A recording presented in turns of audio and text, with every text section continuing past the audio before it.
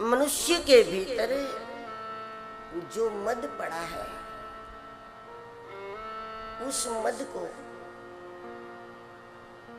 श्री मद में परिवर्तित कर देता है। अहंकार अगर आपके अंदर पड़ा है तो कहां जाएगा, निकलेगा कहां, कैसे निकलेगा? यदि दाल में आपने कुछ नमक ज्यादा डाल ही दिया, कैसे निकलेगा? निकालोगे कैसे? वो तो उसी में है, पिघल गया। उसी प्रकार हमारे अंदर अहंकार है तो कहां जाएगा? दो पैसे कमाओगे, वो फुफकारने लगेगा, थोड़ा मान मिलेगा, फुफकारने लगेगा, अहंकार जाएगा कहां? लेकिन इसका उपाय है, जब भागवत हमारे जीवन में आ जाता है तो जैसे नमक ज्यादा हो गया और कुछ मसाला डाल दो तो आप उसको कम कर सकते, बिना निकाले उसको कम किया जा सकता है। उसी प्रकार मनुष्य के अंदर मद है और इस मद को मिटाया नहीं जा सकता, लेकिन मद को श्री मद में परिवर्तित किया जा सकता है। कि जो मद है, अभिमान है, नशा है, वो भक्ति का हो जाए। वो बना ही रहे लेकिन रूप बदल जाए इसका। मैं कुछ हूं, मेरे पास कुछ है, ये जो नशा था वो नशा हम भगवान के हैं, भगवान मेरे हैं, भगवान मेरे साथ है, मैं निरंतर भगवान के निकट हूं। जब कोई अच्छा काम करो तब यही सोच कर करो कि मैं अकेला नहीं हूं। जब बुरा काम करो तब यही सोच कर करो कि मैं स्वतंत्र नहीं हूं, तो रोक लग जाएगी। यह हमारे गुरु महाराज का प्रासादिक सूत्र है कि कुछ अच्छा करो तब ये सोच लो कि हम अकेले नहीं हैं, भगवान हमारे साथ है, हम अकेले नहीं, हम कर ही लेंगे, हम कर ही लेंगे, हम ढूंढ ही लेंगे, कहीं न कहीं हम कर ही लेंगे। जब अच्छा करना है तो ये सोच लो कि हम अकेले नहीं हैं, लेकिन जब पाप करना है तो करने के पहले एक बार सोच लो कि हम स्वतंत्र नहीं हैं, ये छोड़ेगा नहीं हमको, ये पाप हमको छोड़ेगा नहीं, ये हमें भुगतना पड़ेगा। आज नहीं तो कल भाग्य तपता है, तब तक मालूम नहीं पड़ेगा, लेकिन जिस दिन भाग्य तपना बंद हो जाएगा तब सारे पाप अपना हिसाब लेने कतारबद्ध खड़े हो जाएंगे। और फिर आप कहोगे एक के बाद एक प्रॉब्लम आता है जीवन में, एक के बाद एक प्रॉब्लम आती है, खत्म नहीं होता। 2 महीने पहले ये हुआ, फिर 2 महीने बाद ये हुआ, फिर 2 महीने बाद ये हुआ, एक के बाद एक परेशानी आती है। तो समझ लो भाग्य का तपना बंद हो गया है और जो पहले पाप किए थे वो पूरी कतार खड़ी है अपना हिसाब लेने के लिए।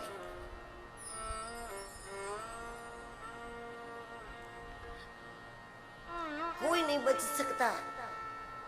गुरु की करनी गुरु भोगे, चेले की करनी चेला, कोई नहीं बच सकता। इसलिए नशा इस बात का हो कि हम भगवान के हैं, भगवान मेरे साथ में है। दिन भर संसार को कहो कि हम आपके हैं, आपके हैं, आपके हैं, कोई नुकसान नहीं। दिन भर कहो, एक्टिंग में तो करना ही पड़ता है, करो, लेकिन अपने विश्राम के पहले भगवान से कह दो कि सही में मैं आपका, सही में आप हमारे। अब राजनीति में तो लोग सबको ही बोलते हम आपके साथ हैं, आगे बढ़ो, हम तुम्हारे साथ, हम तुम्हारे साथ हैं। लेकिन असल में है किसके साथ है, वो तो जब नतीजा आता है तब पता चलता है कि असल में है किसके साथ। ऐसा हमें निजी जीवन में करना ही पड़ेगा, व्यक्तिगत जीवन।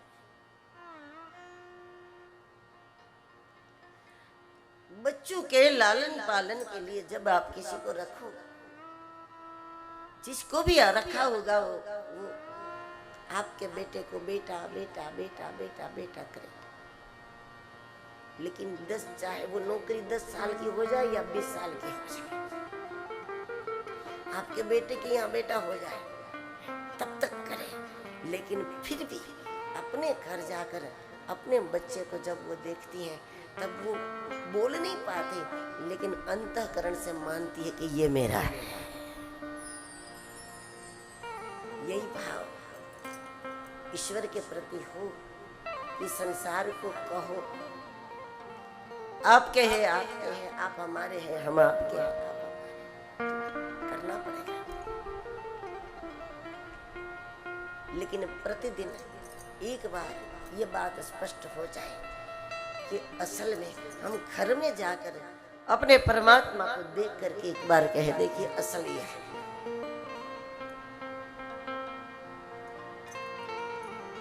श्रीमद् भागवत हमारे मद को श्रीमत में परिणीत करे। ऐसा थोड़ी संतों को अहंकार नहीं होता, अरे उनको भी होता है, लेकिन उनके अहंकार का स्वरूप ये होता है भगवान मेरे साथ है, निरंतर ईश्वर मेरे साथ है, हम भगवान के बंदे हैं, हम गुरु के बंदे हैं, हम भारत के नागरिक हैं, हम ऋषियों की संतान हैं, हम ईश्वर के अंश हैं। नशा तो होता है लेकिन ये वाला होता है, ऐसा नहीं कि संतों में अहंकार नहीं, लेकिन उसका स्वरूप शुभ होता है। और इस मद को कहते हैं श्रीमत। श्री सूत जी महाराज नैमिषारण्य में कथा सुना रहे हैं 88,000 ऋषियों को, और सुखदेव जी महाराज गंगा तट पर परीक्षित जी को वात्सल्य पूर्वक सुना रहे हैं, ममता पूर्वक सुना रहे हैं। एक ऐसे वक्ता सुखदेव जी है कि वो सुनाने से कभी थकते नहीं, उनको कभी ऐसा नहीं लगे कि मैंने बहुत सुना दिया।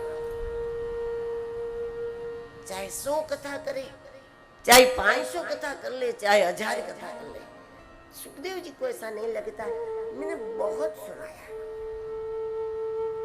क्योंकि परमात्मा नए नए रूप में उनके भीतर प्रकट हो रहे। तो अभी ये स्वरूप बताना बाकी है, अभी ये स्वरूप बताना बाकी है।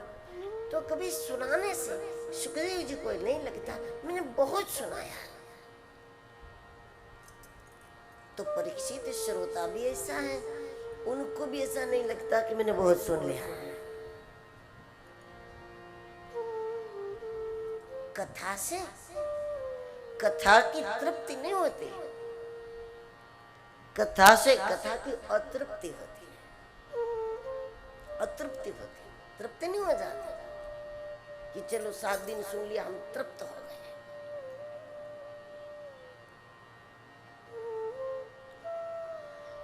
कथा से कथा की अतृप्ति होती है।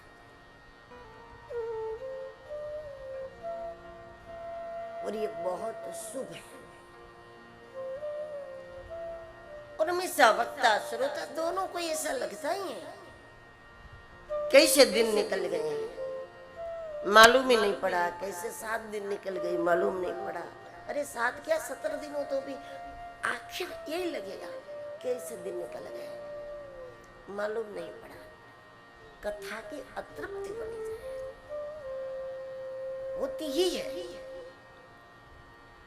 और जैसे जैसे कथा की अतृप्ति होती है वैसे वैसे संसार के भोगों की तृप्ति होने लगती है। कई बार लोग सोचते हैं कि संसार के सुखों से हमारा मन तृप्त तो होता ही नहीं, तृप्त हो गया तो हम कहेंगे कि चलो अब भजन करें, अब त्याग करें, अब दान करें, अब धर्म करें, पर इससे तृप्त ही नहीं हो रहे।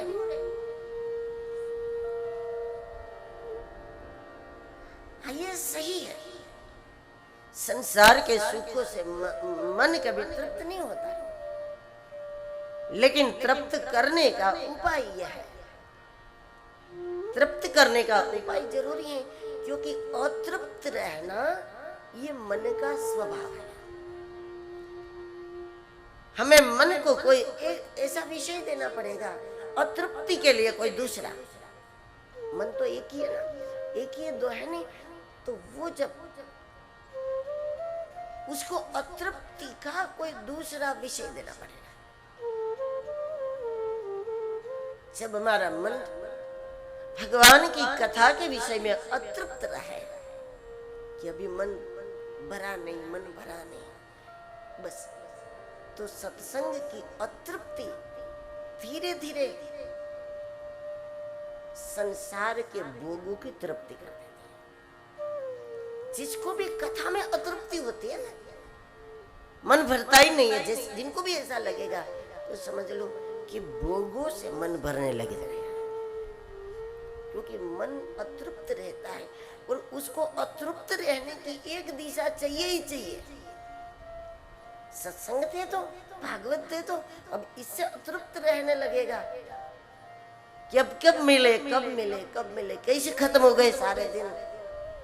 ये अतृप्ति ही मन को दिशा मिल गई कि वो भागवत में अतृप्त रहे, वो सत्संग में अतृप्त रहे।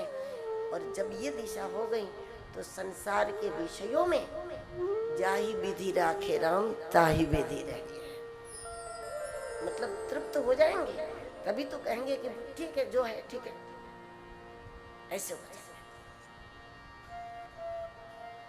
इसीलिए भागवत परम प्रवाह है। परीक्षित जी तृप्त नहीं हो रहे, सुनकर परीक्षित तृप्त नहीं हो रहे, तो सुना करके सुखदेव जी महाराज भी थक नहीं रहे। उनको सुनाने से थकान नहीं। भगवान बाल कृष्ण की दिव्य लीलाओं का शाब्दिक दर्शन परीक्षित जी को कराया गया है। दुनिया में हृदय में प्रकाश करने का उपाय है शब्द। दुनिया में जो प्रकाश हुआ वो शब्द का प्रकाश हुआ है। ये सृष्टि कैसे बनी, तो पुराणों में लिखा है कि पहले एक भयंकर आवाज आई, उस आवाज से प्रकाश हुआ और प्रकाश से सृष्टि का निर्माण हुआ। तो हमारा व्यक्तिगत जीवन भी, हमारे भीतर अध्यात्म का निर्माण भी कैसे होगा, पहले शब्द होगा, शब्द का हमारे हृदय में प्रकाश होगा और प्रकाश के बाद हमारी एक नई दुनिया का निर्माण होगा। हमारा अंतःकरण एक नया रूप था।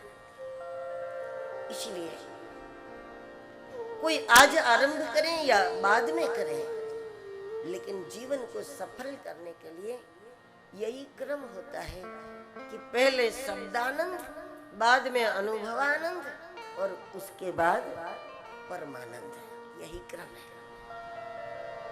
सबसे पहले जीवन में हमें शब्दों का आनंद लेना पड़ेगा। कबीर साहब को पूछा, आपको इतना दृढ़ वैराग्य किसने दिया? तो बोले, मैं भयो वैरागी वचन का, मेरे गुरु के वचनों ने मुझे वैराग्य दिया। शब्द प्रकाश है।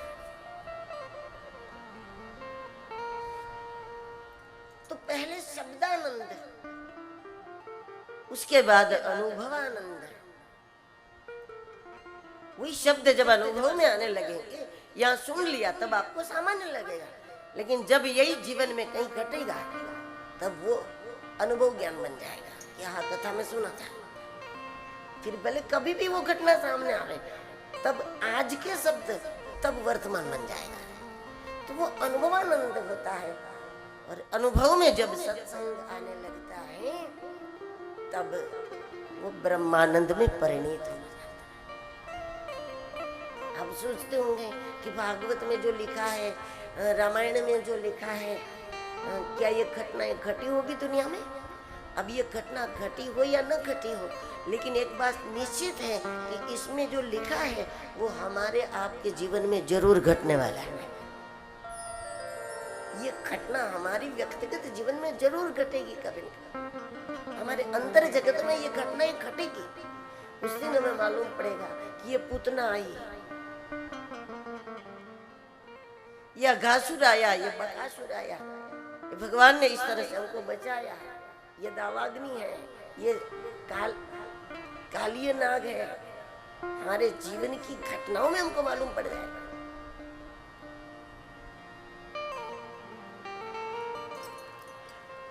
सुखदेव जी महाराज कहते हैं भगवान की एक एक लीलाओं में साबित होता है कि कृष्ण मनुष्य नहीं है,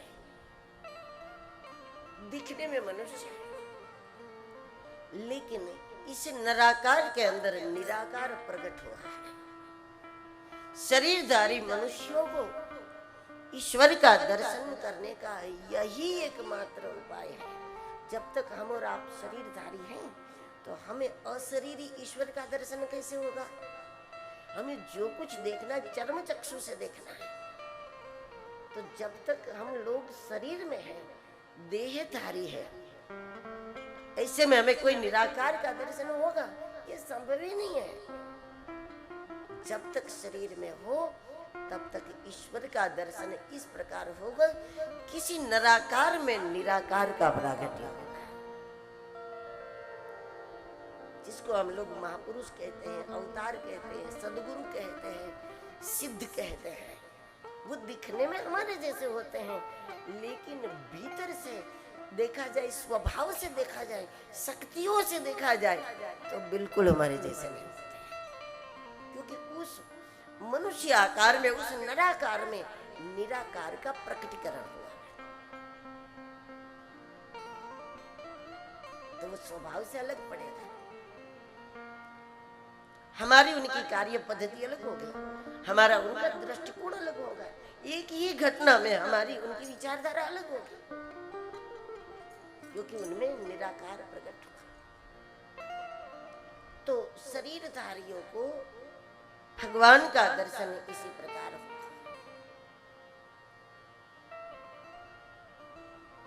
जैसे कबीर साहब ने कहा कि घट घट मेरा साइया, खाली घट न कोई, बलिहारी उस घट की कि जागट परगट होई। जिस घट में, जिस हृदय में, जिस शरीर में वो कुछ ज्यादा ही प्रकट हुआ है, तो बलिहारी उस घट की जागट प्रगट। कृष्ण की एक एक लीलाओं में स्वयं भगवान की कोशिश, मुझे कोई पहचान न ले कि मैं अवतार हूं, लेकिन तब भी भक्त पहचान लेता है। क्योंकि भगवान मानव रूप में आ जाए, लेकिन भगवत्ता कहां छोड़ के आवे, स्वभाव कहां छोड़ के आवे। यदि आप पुलिस में नौकरी कर रहे हो ना, तो भी चाहे अपने रेस में जाओ या कैसे भी जाओ, आपके बच्चे आपको पहचान लगे ना। जिसकी नौकरी पुलिस में है तो वो पुलिस के ही ड्रेस में घर में जाए तो क्या उनका बेटा नहीं पहचान लेगा? अरे कुछ भी बन के जाओ, कुछ भी पहन के जाओ, जो आपका है आपको पहचान लेता है। उसी प्रकार भगवान मानव रूप में प्रकट हो जाए और चाहे जैसी लीला करे, लेकिन जो भगवान का है वो भगवान को पहचाने लेता है। जो भक्त है वो पहचाने लेता है। कृष्ण ने यहां तक कोशिश की है व्रज भूमि में, कभी कभी वो साड़ी ओढ़ लेता है, चुनरी ओढ़ता है। गोपियों के घर में केवल माखन नहीं चुराता, चुनरी भी चुराता है। साड़ी पहन ले, चुनरी ओढ़ ले, घूंघट निकाले, नकली चोटी लगा ले लंबी, पाँव में पायल पहन ले ताकि मुझे कोई पहचाने नहीं, लेकिन तब भी गोपियां पहचान लेती हैं और आपस में कहती है कि ये क्या समझता है अपने मन में। कृष्ण पूछता है तुम कैसे पहचान लेती हो मुझे? तो गोपियां कहती है कि तुम चाहे साड़ी पहन लो, चाहे घूंघट निकालो, चाहे महिला की जैसी आवाज निकालो, चाहे पायल पहनो, तुम कुछ भी कर लो कृष्ण, लेकिन ये तुम्हारा जो रंग है ना वो दुनिया से निराला है, तुम्हारा ढंग दुनिया से निराला है, तुम्हारा व्यक्तित्व दुनिया से निराला है।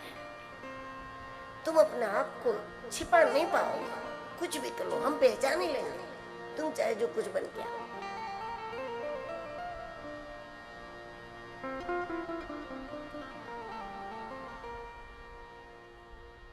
तो जब निराकार के अंदर निराकार प्रकट होता है, पहचानने वाला पहचान ही लेता है उसको। मजा तो ये है व्रज भूमि में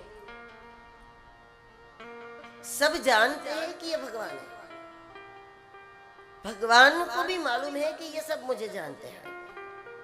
उसके बाद न तो गोपियां इसको भगवान कहती है, न भगवान खुद को भगवान बताते हैं,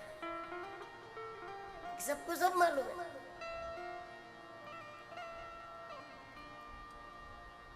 लेकिन भगवान का विचार है भक्तों के बीच भगवान बन के बैठने में आनंद नहीं आएगा, भक्तों के बीच तो उनके जैसा बन के बैठने में आनंद आएगा। अगर यहाँ भी भगवान बन गया तो छोटे से मंदिर में बिठा देंगे, छोटा सा आसन बना के, फिर आज इतना सा दूध भोग लगेगा, फिर कल इतना सा भोग लगेगा, भूखा ही रहना पड़ेगा यहाँ तो। कोई तो जन्माष्टमी के दिन नहलाएंगे एक बार साल भर में, भगवान को भी अवधूत बना देंगे घर में। यहाँ तो भक्तों के बीच में भक्तों के जैसा ही बनने में आना है।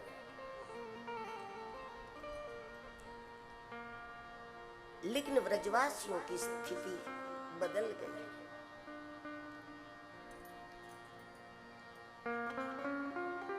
यहां तक बदली है, स्वयं के रूप में भी उनको गोविंद नजर आता है। आईने में खुद को देख लिया, तब भी गोपियां कहती कि देखो फिर से आ गया।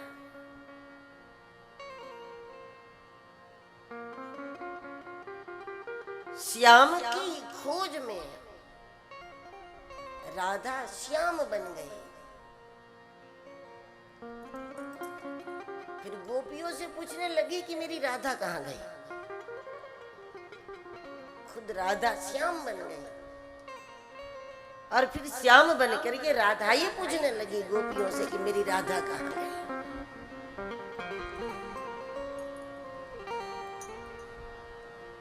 जब मैं नहीं जाता उसके घर,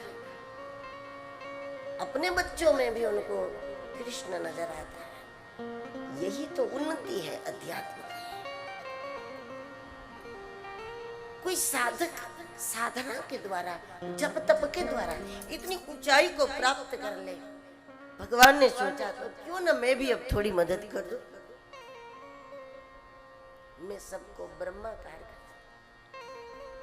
गोपिया कृष्णाकार बनेगी तभी मैं आगे की लीला के लिए जा पाऊंगा। अन्यथा मेरे व्रज छोड़ते ही व्रजवासी जी नहीं पाएंगे, और व्रजवासी जीवित न रहे तो मेरा भरोसा कौन करे। मेरा यहाँ से दूर जाना जरूरी है। अवतार किसी की मुट्ठी में नहीं रहता, वो गोपियों का नहीं है, वो गोकुल का नहीं है, वो केवल व्रजवासियों का नहीं है, वो तो धरा धाम को धन्य करने आया है। अवतार को मुट्ठी में नहीं रखा जा सकता।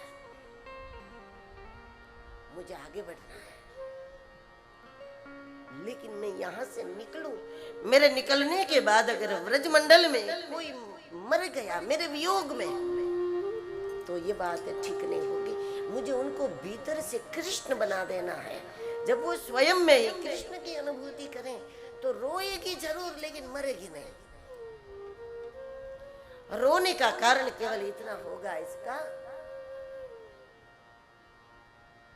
आंखों की आदत पड़ गई कृष्ण को देखने की, तो आंखें सूनी हो जाएगी, आंखें उदास हो जाएगी। लेकिन स्वयं के भीतर कृष्णानंद का अमृत उनको मिलता रहेगा, तो वो मरेगी नहीं।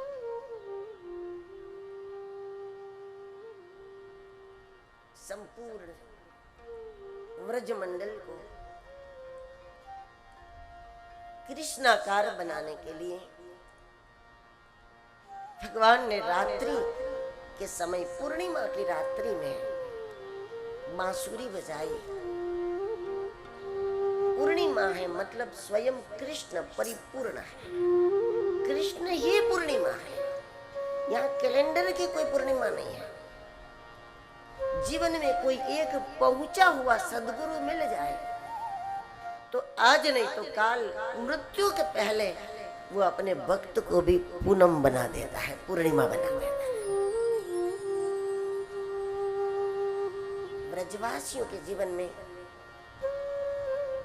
किसी के जीवन में द्वितीया है, कहीं पंचमी है, कहीं अष्टमी है, कहीं दसवीं है, कहीं एकादशी है, कहीं द्वादशी है, लेकिन जीवन की पूर्णता कोई पूरा पहुंचा हुआ महापुरुष के चरण में है। उनकी बांसुरी मतलब उनका वचन, उनकी वाणी।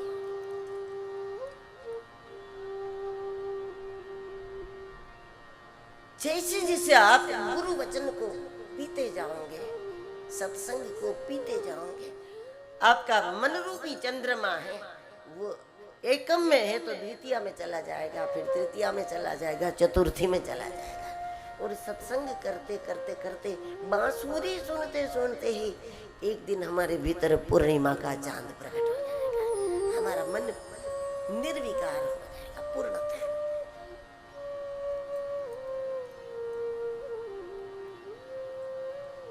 भगवान के लिए रात नहीं है, संसार के लिए रात है। जहां कृष्ण है वहां अंधेरा कैसा? उनके लिए कोई रात्रि नहीं थी। लेकिन जब हम सत्संग करते हैं तो हमारे भीतर में जो रात्रि है, जो अंधेरा है, धीरे धीरे वो समाप्ति की ओर होता है और हमारा मन परिपूर्ण चंद्र बनता है।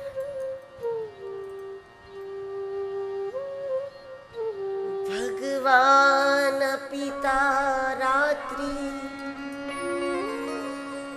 शरदोत्फुल्ल मल्लिका वीक्ष्यरन्तु नमश्चक्रे योग माया।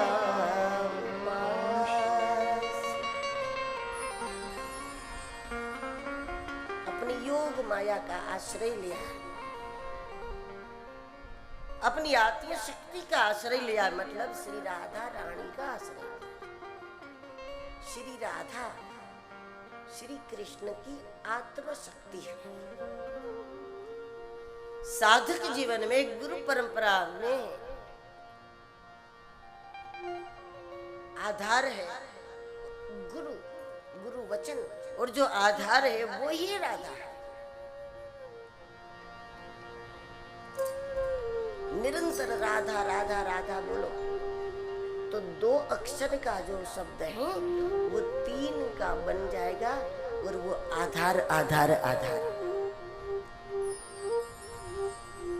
निरंतर राधा राधा राधा राधा राधा राधा राधा आधार बन जाता है।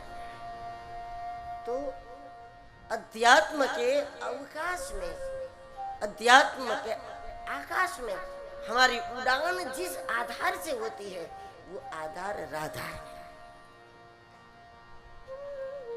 यदि कीर्तन से आपकी अध्यात्म स्थिति की ऊंचाई बनती है, तो आपके लिए कीर्तन राधा है।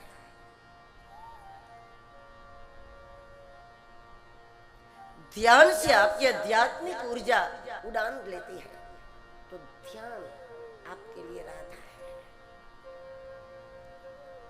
सत्संग से हमारी आध्यात्मिक स्थिति बनती है, तो वो राधा है। लेकिन जिसको भी ध्यान से उन्नति नहीं हुई, कीर्तन से भी नहीं होती, जब तप से भी नहीं होती, उनके लिए एक कॉमन दवा यह है कि वो सदगुरु के चरणों में बैठ जाए, तो वहां से उन्नति आना निश्चित रूप से हो जाती है।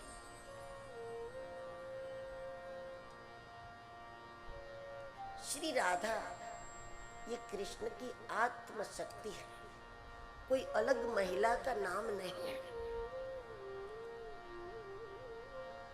कृष्ण की आत्म शक्ति है। कृष्ण कहते हैं कि दुनिया में कोई काम ऐसा न करो जो आत्मा को पसंद न हो। संसार तो शायद वाहवाही कर ले, लेकिन अगर आत्मा को काम अच्छा नहीं लगा तो उसी काम को लेकर रोना पड़ेगा एक दिन। भले 5 साल बाद, 10 साल बाद, लेकिन पछताना पड़ेगा, रोना पड़ेगा। और जिस कार्य के लिए आत्मा प्रसन्न है वो काम कर लिया, तो फिलहाल भले ही दुनिया ने आपकी प्रशंसा न की हो, लेकिन उसी कार्य को लेकर आज नहीं तो कल आपकी अगली पीढ़ी आपको वंदन करेगी कि अच्छा हुआ हमारे पिताजी ये करके गए, हमारी माताजी ये करके गए। तो आत्मा को पूछ के करना है। आत्मा का जवाब लेना नहीं आता तो फिर महात्मा को पूछ के करें। असल में महात्मा भी तो आत्मा तक जाने के लिए ही होते हैं। महात्मा भी इसके लिए नहीं होता कि आप महात्मा को मान लो, महात्मा को पकड़े रखो, बस ये इसके लिए नहीं होता। महात्मा भी इसके लिए है कि वो हमको वहां रुकने न दे, हमको अपनी आत्मा का आनंद दे, हमारी आत्मा तक यात्रा करा दे। वो महात्मा भी महात्मा नहीं है जो केवल हमको अपने पास रोक ले, फिर मैं ही सब कुछ हूँ, मुझे भजो और मुझे मेरी सेवा करो। महात्मा का काम है उनको मानने वाले को वो आत्मा की ओर गति करा दे, आत्मा का अनुसंधान करा दे, आत्मा की मुलाकात करा दे। फिर उनका कोई काम नहीं। किसी ने कह दिया वैसे आपसे कि उज्जैन इस तरफ सड़क तक चढ़ा दिया और अब कहीं मोड़ना नहीं है, अब आगे जाओ तो महाकाल तक पहुंच जाओगे, उसके बाद वो हट जाएंगे। ये गुरु का काम कि वो सड़क तक पहुंचा देंगे। बस अभी दाएं बाएं कहीं भी न जाओ, इसी दिशा में चलते जाओगे तो सीधा परमात्मा जाएगा। महात्मा भी आत्मा के अनुसंधान के लिए